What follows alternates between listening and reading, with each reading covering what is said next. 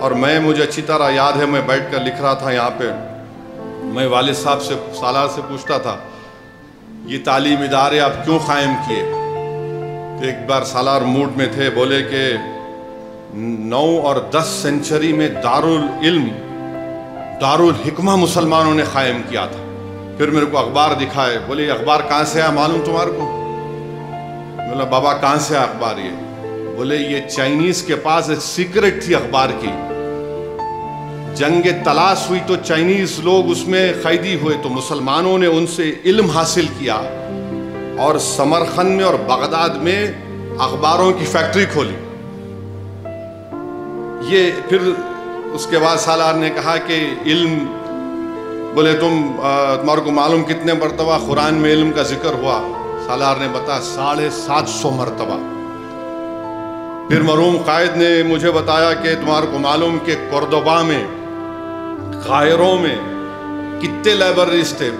Cordoba میں جو موجودہ اسپین جس کو بولتے 70 لائبریریز تھے اس زمانے میں. ایک لائبریری میں 10 سے 60 ہزار کتابیں تھیں. مرحوم قائد نے مجھے 1987-88 میں بتایا تھا کہ قاہرہ میں 50 یا 60 لائبریریز سے ایک لائبریری میں 1 لاکھ کتابیں تھیں. اور مرحوم قائد نے, اشفاق بھائی سنیے, سالار نے مجھے بتایا تھا 1987-88 میں کہ تمہارے کو معلوم ابن النفیس کون تھے؟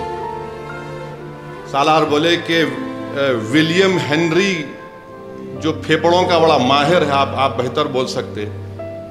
ابن النفیس جو ہے ولیم ہنری کے 300 سال پہلے پھیپڑوں کے بارے میں ایک پیپر لکھا تھا. پھر مرحوم قائد نے مجھے بتایا کہ ایک ابو القاسم اللہروی تھے جو پیتھولوجی کے پائنیر سمجھے جاتے ہیں. اور پھر ابن سینا کو سالار بولے کہ وہ تو شہزادہ تھا میڈیکل فیلڈ کا. تو یہ لوگ سمجھے نہیں میرے قائد کو, لوگ یہی سمجھے کہ شیروانی ہے, ٹوپی ہے اور پھر جذباتی تقاریر کر دیں گے. مگر اس زمانے کے لوگوں میں علم بہت تھا, جذبہ تھا, اخلاص تھا, ان کی نیتوں میں بڑی صفائی تھی, اور وہی ہمارے لیے ایک مشعل راہ ہے.